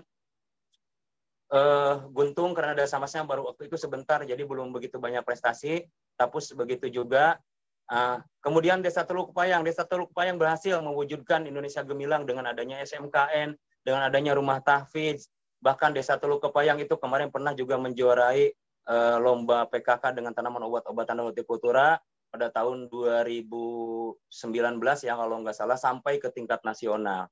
Naik lagi ke Hatiip menjadi desa yang paling cepat pembangunannya, mulai jalan aspal, kantor desa, berbagai macam fasilitas masyarakat di situ paling cepat pembangunannya. Dan termasuk Desa Hatiip berhasil mencetak petani yang sangat sukses di Kabupaten Tanah Bumbu. Kemudian kita ke Mangkal Api. Alhamdulillah banyak sekali prestasi-prestasi yang diraih. Dari perkebunan itu menjadi penghasil padi gunung terbesar di Kabupaten Tanah Bumbu pada 2018, menjadi penghasil jagung keras pada tahun 2019 terbesar di Kabupaten Tanah Bumbu. 2020 menjadi penghasil pisang manurun di Kabupaten Tanah Bumbu. Kemudian dari madu kelulut, kemudian dari kelompok PKK juga pernah meraih juara 2 kecamatan. Ya nggak apa-apa, itu dari tanaman obat dan keluarga ya. Kemudian kemarin terakhir di bidang keagamaan, alhamdulillah Desa Mangkal Api meraih juara umum 2 MTQ nasional tingkat kecamatan Teluk Payang dengan alhamdulillah hampir 90 pesertanya, kapilahnya itu dari TPA dan alumni TPA yang memang betul-betul dicetak oleh Al-Azhar, didampingi oleh Al-Azhar mulai awal sampai sekarang. Alhamdulillah. Saudara-saudaraku yang dirahmati Allah Subhanahu wa taala, nanti kalau ada yang kurang paham boleh ditanyakan karena waktunya udah mau habis ya. Jadi nanti ada kesempatan juga Bu Dekti. Mohon maaf apabila salah-salah hilap. Terakhir saya ucapkan selamat milad kepada Las Al-Azhar yang ke-18. Mudah-mudahan tetap menjadi lembaga yang ratingnya tinggi, memperjuangkan umat, memberdayakan umat, dan semakin berkah, semakin bermanfaat buat umat. Wabillahi taufiq wal hidayah. Wassalamualaikum warahmatullahi wabarakatuh. Waalaikumsalam warahmatullahi wabarakatuh. Masya Allah, sungguh luar biasa Ustaz Sanusi.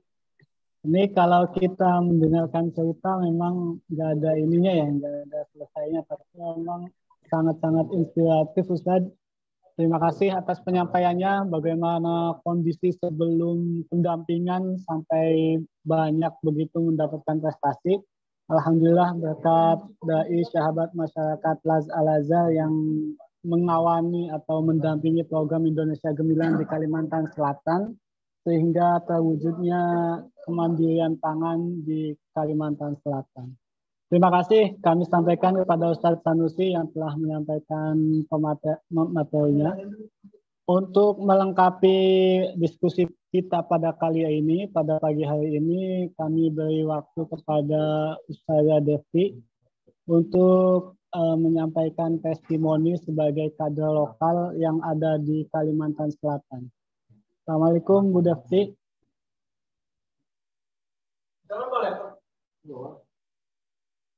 Masih di mute, Ibu. Masih di mute. Assalamualaikum warahmatullahi wabarakatuh, Ustaz. Ya, udah ada nih suaranya. Silakan Bu Devi menggambarkan bagaimana sih keadaan masyarakat di Kalimantan Selatan pada umumnya. Silakan Ibu Devi. Oke, terima kasih Ustadz ya. Sebelumnya saya mohon maaf kalau ada kekurangan atau kesalahan kata-kata nanti, mohon dimaklumi gitu. Nah, mungkin waktunya tinggal sebentar, jadi saya persingkat ceritanya. Nah, mungkin pertama-tama perkenalan dulu, nama saya Devi Agustiani. Saya sebenarnya aslinya itu dari Sleman, Yogyakarta.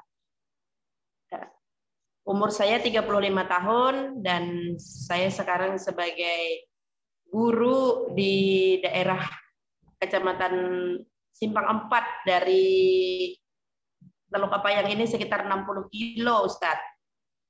Nah, mungkin kita sharing bercerita tentang sebelum adanya Al-Azhar dan setelah adanya Al-Azhar, dan mungkin ke depannya setelah adanya Al-Azhar. Nah, untuk yang pertama latar belakangnya itu Al-Azhar ke Teluk Apayang sudah dijelaskan oleh Ustaz Sanusi, sudah sangat jelas. Sebelumnya masyarakat di Kalimantan Selatan khususnya itu sumber daya manusianya itu sangat, mohon maaf, sangat kurang. Artinya pendidikan mereka itu cukup dengan di level SD sampai paling tinggi SMP atau sanawiyah atau sanawiyah. Nah, untuk memutus kemiskinan itu kan salah satunya dengan pendidikan. Nah, makanya kita harus membangun sumber daya manusia itu melalui pendidikan ya. Salah satunya adalah SMK Teluk Apayang yang dibina oleh Al-Azhar sampai saat ini.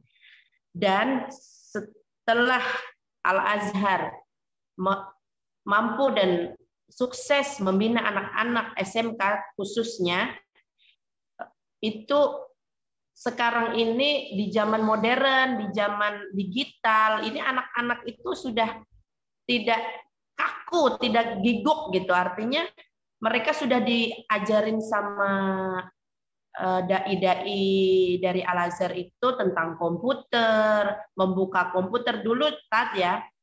Melihat komputer aja nggak tahu gitu. Apalagi membuka. Ngelihat aja nggak tahu gitu kan, apalagi ngebuka gitu. Dan pokoknya satu komputer yang dikasih oleh Al-Azhar itu sangat kayak apa ya, mainan unik gitu. Unik, terus pokoknya apa ya, kalau zaman sekarang sih mungkin Mobile Legend gitu ya. Kalau zaman dulu seperti itu, pokoknya unik, direbutin, gantian gitu. Dan alhamdulillah sekarang anak-anak yang sudah lulus dari SMK itu sekarang sudah menjadi pegawai, ada yang menjadi penyuluh dan tokoh-tokoh masyarakat yang membina generasi yang selanjutnya gitu kan. Nah, kalau untuk masyarakat sendiri, masyarakat di luar SMK itu sebelumnya untuk bercocok tanam masalah di dapur hidup ya, di rumah tangga itu juga nggak pernah. Artinya anak-anak ini membawa ilmu ke rumah seperti mencocok tanam terong atau seledri atau lombok gitu. Dulunya kan cuman ke hutan, nanam, bawa pulang ke rumah gitu. Nah, sekarang ini setelah ada Al-Azhar, para dai-dai itu mengajari, mendidik, membina. Artinya dibelikan bibit, suruh menanam di rumah-rumah. Nah, dan hasilnya bisa dikonsumsi sendiri. Kalau ada banyak hasilnya itu bisa dijual kepada orang lain. Bahkan malah kalau khususnya orang Kalimantan ini malah suka suka ngasih. Nggak usah beli katanya gitu. Udah dikasih aja buat sedekah gitu. Jadi mereka itu terobsesi lah dengan sedekah kan, terobsesi dengan sedekah. Oh, dia bisa sedekah, harusnya saya juga bisa sedekah nih kan gitu. Dan banyak masyarakat yang mengikutinya. Selanjutnya itu tentang sedekah itu kan Al-Azhar sering memberikan program ya, program Indonesia Gemilang itu ada 3G, yaitu yang bantuan beasiswa. Nah, sering saya share ke masyarakat itu artinya ada anak didik itu yang kurang mampu diberikan beasiswa dari Al-Azhar. Nah, kemudian kata masyarakat, oh anak didik aja ya Bu Devti yang dikasih katanya gitu. Oh enggak, karena kita melayani umat, kata para kawan-kawan Dasamas kan, melayani umat yang memang memerlukan gitu. Jadi ada seseorang tunawisma itu tidak mempunyai air 1 tahun, dia beli terus, dia punya tunawisma, janda, tidak punya anak. Pekerjaannya cuma ngurut orang yang lagi capek gitu kan, berarti kan pendapatannya tidak memungkinkan. Jadi kita beri sanitasi, kita buatkan PDAM dengan teman-teman bersinergi dengan orang-orang yang kaya itu, orang-orang yang pada banyak duit itu. Nah, dengan Al-Azhar juga, alhamdulillah sampai sekarang sanitasi PDAM itu masih dinikmati dengan ibu itu. Nah, kemudian satu yang dirasa itu adalah kurban. Nah, alhamdulillah sekarang kurban dengan bersinergi dengan Zimbat Wahabis itu sudah 3 tahun. Yang dulunya pola masyarakat itu kalau kurban, mohon maaf benar saya. Dulu kalau kurban 1 paha hilang, Tat. Bisa kepalanya hilang, Tat. Ya, 2 paha, 4 paha hilang, sisanya nggak ada lagi. Nah, setelah kita diedukasi dengan Dasamas dan Zimbat Wahabis, kita alhamdulillah jangankan 1 paha, Tat. 1 plastik aja nggak ada yang hilang, Tat. Artinya mendidik masyarakat itu agar menjadi orang yang amanah, ya, yang amanah, diberikan tanggung jawab supaya daging-daging kurban ini harus sesuai yang memiliki gitu, yang menerima. Alhamdulillah. Dan terima kasih banyak Al-Azhar sudah memberikan memberikan program-program ke Kalimantan Selatan. Nah, selanjutnya yang mungkin ini yang akan datangnya ya Tad, ini saya karena waktunya sedikit ya. Yang akan datangnya saya kepinginnya program-program Al-Azhar ini akan berkelanjutan. Kemudian saya minta kepada pihak manajemen Al-Azhar itu supaya bisa sowan atau monep lagi ke Kalimantan Selatan, apalagi bisa ditemukan dengan CSR perusahaan agar income dari Kalimantan Selatan itu bisa masuk ke LAS. Kalau kita yang ngomong sepertinya enggak laku, Tat. Enggak payu gitu ya. Tapi kalau memang orang-orang yang dari Jakarta langsung itu insya Allah mereka akan membuka welcome gitu.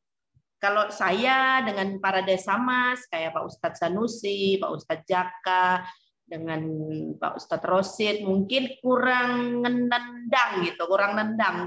Jadi saya minta para manajemen ya yang dari Jakarta ini bisa ke Kalimantan Selatan gitu untuk ngejual program, kata Pak Waluyo, ngejual ini surga katanya gitu, ngejual surga gitu. Jadi ada saya kepinginnya tuh Al-Azhar tetap di Kalimantan Selatan, jangan di exit program lah gitu maksud saya. Nah, karena ke depan itu kita masih harus apa ya, anak-anak, kemudian masyarakat juga masih harus dididik gitu untuk menghadapi menyongsong kehidupan yang akan datang. Jadi sekarang dan dulu memang berbeda. Sebelum Al-Azhar datang di tempat kami ini tidak ada jalan aspal sama sekali. Dan pikiran masyarakat sini kepinginnya jalan aspal aja gitu, jalan aspal aja. Cita-citanya cuma satu, jalannya aspal gitu. Nah, tapi kan itu pemikiran orang di sini karena sangat susah kalau jalan itu nggak aspal. Nah, sekarang jalan aspal sudah aspal itu ternyata problema yang dihadapi ke depan itu lebih rumit. Nah, contohnya sosial dan ekonomi. Apalagi sekarang dengan zaman digital. Nah, itu harus memang ada pembinaan-pembinaan tersendiri dengan para masyarakat-masyarakat. Nah, itu ke depannya itu sepertinya itu tadi ya, untuk yang harus kita lakukan bersinergi. Kalau kita cuma las aja atau kalau saya ini kan sebagai penerima manfaat yang Al-Azhar berikan ke tanah Borneo, dan itu juga satu aja gitu. Mereka teman-teman yang lain, para ibu-ibu itu sangat mengharapkan katanya. Mereka sering cerita sama saya, Mbak Dep katanya, nanti Ustadz jangan dipindah dulu karena ini kita lagi belajar katanya gitu, belajar ilmu agama. Jadi memang harapan mereka itu ustadz-ustadz yang ada di Mangkalapi, Ustadz Rosid yang ada di Pacakan, Ustadz Jakaria yang ada di Teluk Kepayang, itu masih sangat kita butuhkan untuk menyongsong ke depan problema-problema kehidupan sosial, ekonomi, dan keagamaan. Itu, Tat. Jadi kepinginnya tetap program-program Al-Azhar tetap berada di Kalimantan Selatan. Jadi saya juga berterima kasih dengan Las Al-Azhar dan mengucapkan selamat milad ke-18. Semoga Al-Azhar semakin sukses, terpercaya, dan menjadi lembaga amil zakat nomor 1 di Indonesia. Mungkin waktunya sudah selesai atau belum, Tat, ini, Tat? Atau masih ada berapa menit lagi? Ustadz Ridwan? Ya. Sudah, Bu. Ini kita nanti ada diskusi ya, Bu. Oh, enggak. Mungkin itu saja. Kalau mau ada diskusi bisa nanti dibicarakan. Terima kasih, Ustadz. Mungkin itu saja. Wassalamualaikum warahmatullahi wabarakatuh. Waalaikumsalam warahmatullahi wabarakatuh. Terima kasih Ustazah Devti Agustiani yang telah menyampaikan testimoni bahwa Dasamas atau dai sahabat masyarakat Las Al-Azhar itu begitu melekat ya di Kalimantan Selatan sehingga sangat dirindukan dan disayangi sampai-sampai tidak boleh pindah gitu ya. Terima kasih masukannya juga kepada Ibu Devti, tadi sudah menyampaikan informasi bahwa kedepannya manajemen Las Al-Azhar juga sangat dirindukan kehadirannya di Kalimantan Selatan untuk merancang atau mensinergikan program ke depan sehingga bisa sama-sama berjalan dalam menjalankan membangun ketahanan pangan. Baik, sahabat-sahabat Al-Azhar, boleh kalau ada yang ingin menyampaikan pertanyaan, masih dibuka sesi pertanyaan atau sesi diskusi, sekitar 2 pertanyaan. Tapi sebelum itu ada di kolom chat, saya lihat ada pertanyaan. Ini untuk Ustadz Sanusi nih, Ustadz. Assalamualaikum warahmatullahi wabarakatuh. Ustadz Sanusi memang luar biasa. Jos pisan dakwah di Kalimantan ini. Pertanyaannya, bagaimana cara meningkatkan hasil produksi dan meningkatkan level strata petani? Selanjutnya dalam LPP atau pembiayaan pertanian, akan apa yang Ustadz terapkan di Kalimantan Selatan? Monggo Ustadz boleh dijawab.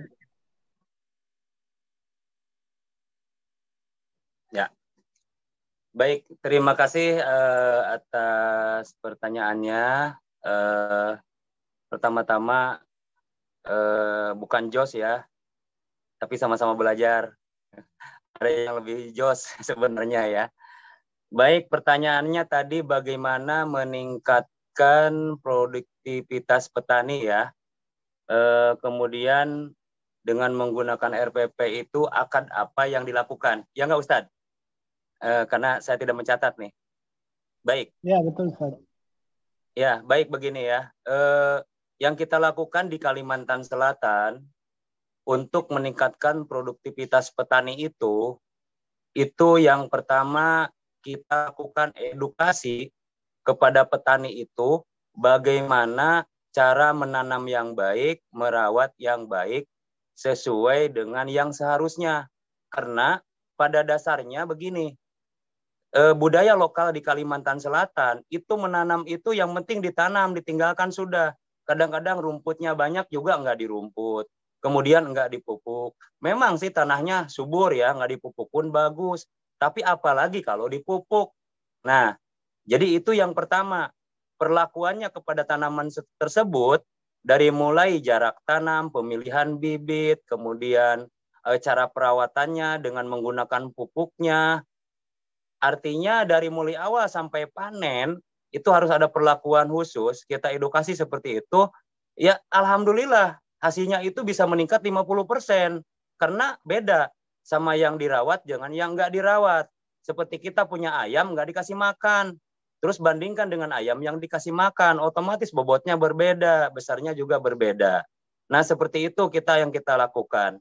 Kemudian yang kedua, dengan adanya RPP di Kalimantan Selatan, khususnya di Tibaro Panjang dan di Mangkal Api, itu sangat membantu sekali kepada petani-petani yang ada di Kalimantan Selatan. Kenapa? Karena di sisi lain petani itu ingin melakukan suatu perlakuan yang baik kepada tanaman tersebut, misalnya kepada padi tadi, dia tidak cukup memiliki modal yang cukup. Nah, sehingga hadirnya RPP itu membawa suatu keberkahan dan kebahagiaan bagi mereka. Sehingga dengan RPP mereka bisa membeli pupuk, bisa dipergunakan untuk yang lain-lainnya. Kemudian akad apa yang digunakan? Yang kita gunakan adalah akadnya bai asalam, artinya jual beli tunda sesuai harga yang disepakati di awal. Misalnya gini, si A meminjam uang 1 juta rupiah dengan harga gabah kering, misalnya 5.000 misalnya nih lah. Nah, itu disepakati di awal. Jadi ketika si A meminjam 1 juta, nanti setelah panen dia harus mengembalikan uang sebesar 1 juta disesuaikan dengan bobotnya gabah yang dia hasilkan atau gabah kering yang dia hasilkan. Dan alhamdulillah dengan adanya RPP, itu sangat membantu sekali petani untuk meningkatkan produktivitas sawah terutama. Kita coba lakukan waktu di Tibaro pada waktu itu, kepala desa itu sendiri ya, dalam 1 hektar itu paling-paling cuma dapat 3,5 ton. Setelah ada perlakuan khusus dan adanya RPP, kemudian dihasil ubin oleh Badan Penyuluh Pertanian Kecamatan Kusan Hulu, itu mencapai 5 ton. Mencapai 5 ton dari 3,5 ton. Berarti kan luar biasa penambahannya. Nah, di Mangkal Api, kita juga lakukan seperti itu. Pada waktu itu di lahannya Kairamlan, kita kasih RPP itu 1 juta rupiah, tapi 700.000 saya belikan pupuk, 300.000 saya kasih uang cash. Dengan kesepakatan di awal diganti dengan padi, misalnya seperti itu. Nah itu setelah dibelikan pupuk, itu digunakan pupuk tersebut, tadinya kan nggak pernah dipupuk. Setelah dihasil ubin oleh Dinas Pertanian dan Ketahanan Pangan, dulunya paling 2,5 ton padi gunung itu ya. Ternyata setelah dihasil ubin menjadi 4,5 ton.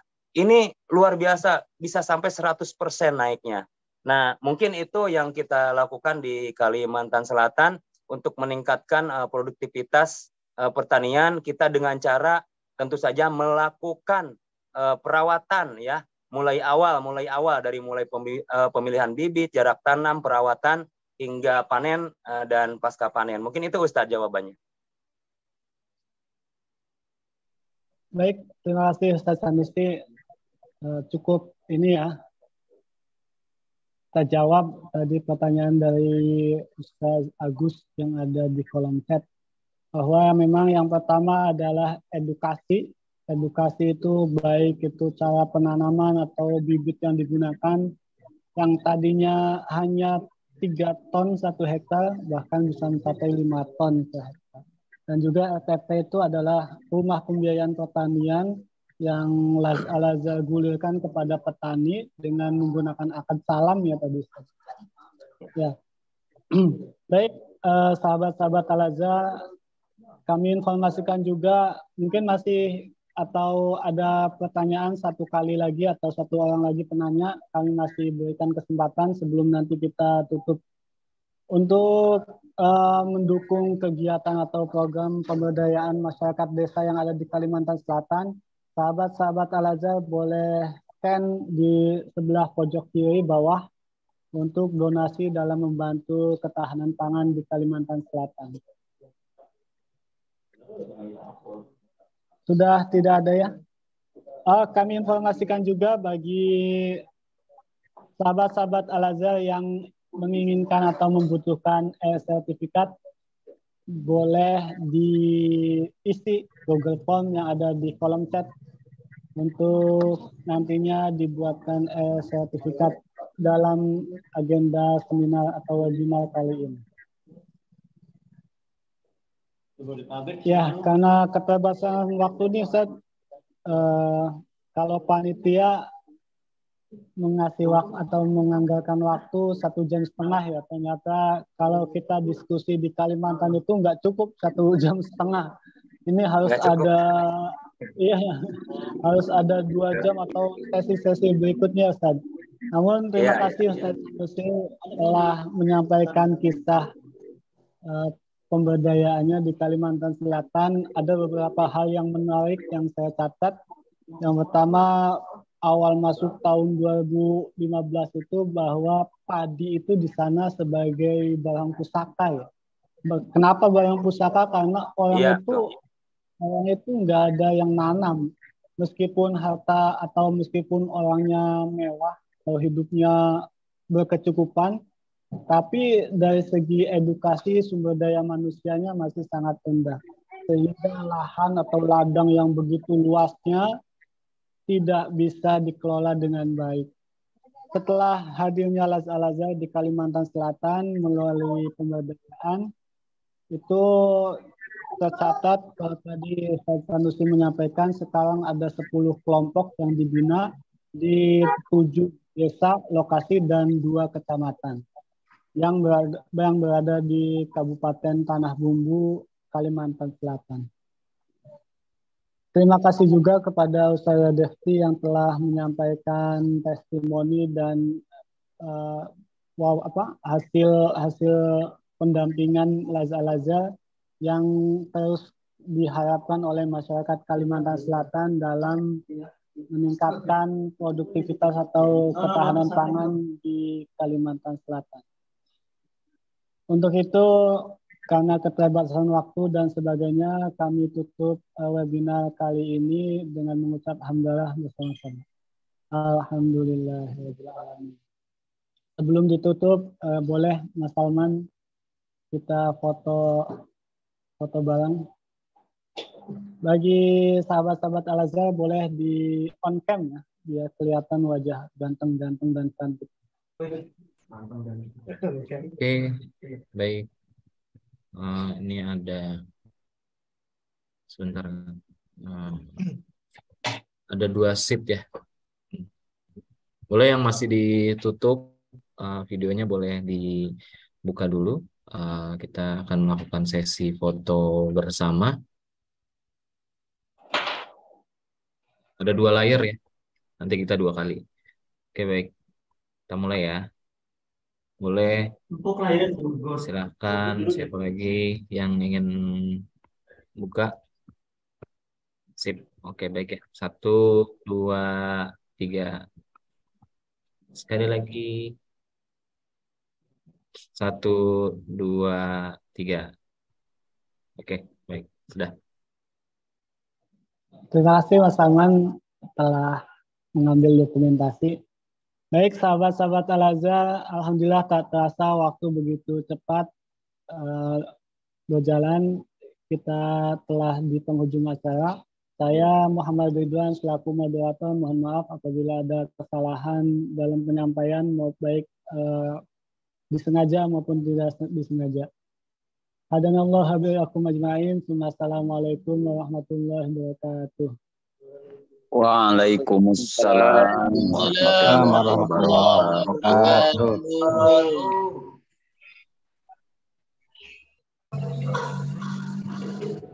Indonesia adalah negara yang paling indah di dunia dengan kekayaan alam yang melimpah, jamrut khatulistiwa, kebanggaan dunia.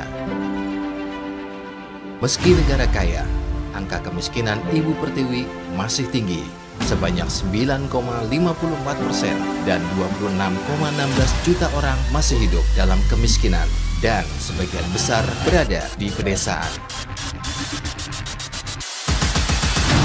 Lals Al-Azhar menghadirkan program Indonesia Gemilang yang diluncurkan oleh Muhammad Yusuf Kala pada tanggal 2 Maret 2013 dan Sejuta Berdaya yang diluncurkan oleh Presiden Republik Indonesia ke-6 Susilo Bambang Yudhoyono pada tanggal 27 November 2013.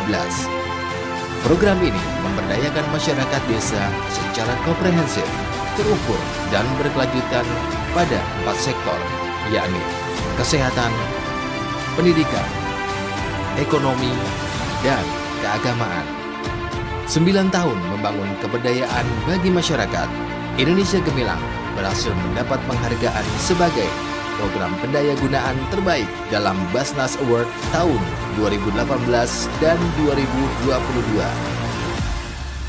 Selain itu, Desa Binaan di Desa Pelakat, Kecamatan Semende Darat Ulu, Kabupaten Muara Enim, Sumatera Selatan, yang bersinergi dengan PT Bukit Asam, juga berhasil menyabet penghargaan program Kampung Iklim atau Proklim di tahun 2015 dan Proklim Lestari di tahun 2020.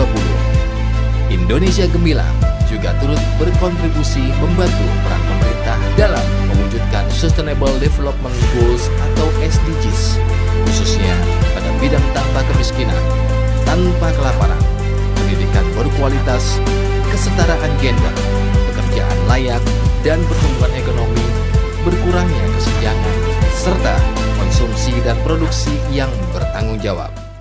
Indonesia Gemilang hadir mendampingi 45 desa di 13 provinsi agar mampu mengoptimalkan potensi alam serta kekompakan masyarakat agar menjadi desa yang mandiri dan sejahtera. Menghadirkan Dasamas sebagai pendamping dan fasilitator masyarakat serta didukung oleh instrumen lain seperti Saung Ilmu, Lumbung Padi, Rice Milling Unit, Rumah Bibit, Rumah Pupuk, Kandang Komunal agar pertumbuhan bisa berjalan dengan baik.